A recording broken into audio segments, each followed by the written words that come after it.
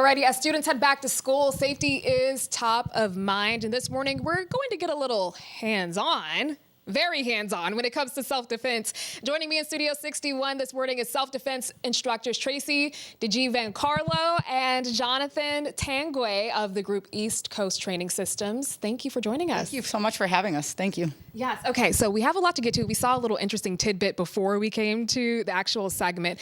First up, for folks who are not familiar with the East Coast Training Systems, tell me how you all work along with the group Jane Doe No More. Okay. So East Coast Training Systems is a martial arts school. We teach American Filipino Kung Tao. It's a very self-defense based martial arts style. And back in 2009, partnered with Jane Doe No More to teach the Escape Alive program, thankfully to as many girls and women, primarily across Connecticut, but we've done other states, 12 and up, and it's actually free of charge through grants and sponsorships through Jane Doe No More. Awesome, awesome, great stuff. Now, Tracey, you told me there are a couple of everyday items that people can keep around for safety, just in case they need to use them. So let's go ahead and run through some of those. Okay. So absolutely, first thing and foremost is self-defense is not fighting, right? It's not a sparring match. It's dirty, quick, get out. The whole point is to escape alive. The longer a confrontation goes on, the more likely both people are to be injured. But people don't realize that everything they hold or everything they have in their everyday lives are a weapon. Okay. So for instance, if I'm walking down the street and John grabs me and I got my phone, people clutch onto this and they grip and they think they gotta hold it. Bang, it's a weapon.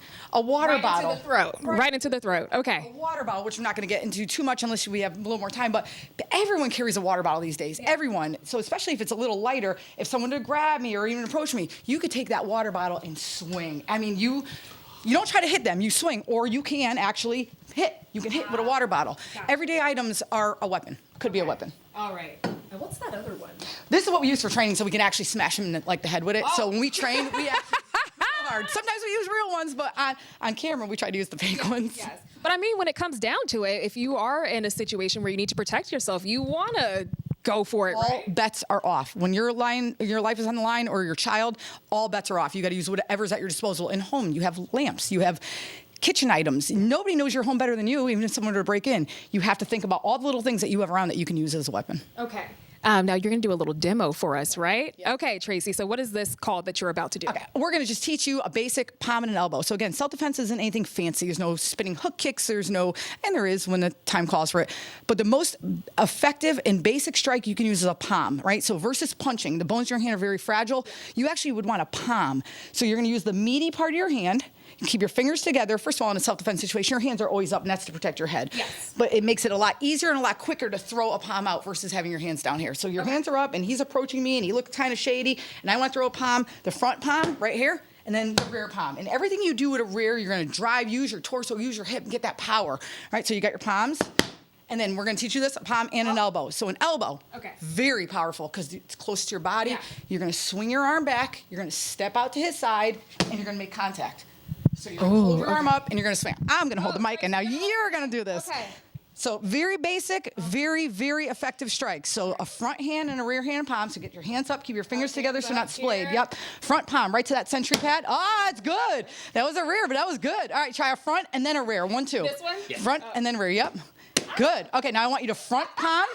That's good. Okay. Listen, you hit somebody in the nose like that, it's going to do damage. So it looks like it's light and we're going easy. That's good. So you're going to do a front palm. All right. Yep. Now you are going to step out with your left leg out to his side. You're going to get your elbow up nice and nice and nice and tight. Right. You're going to swing in a circle as hard as you can. Use your hips and your torso. For the elbow. Yeah, you're going to hit it right there. Yes. Yes.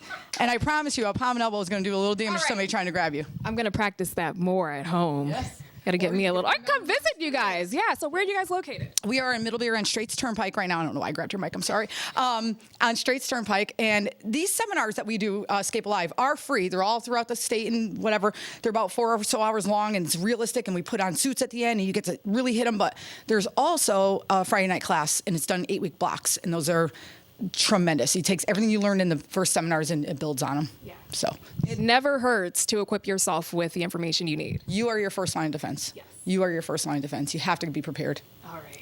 Thank you so much for joining us, and thank you for being a good team player.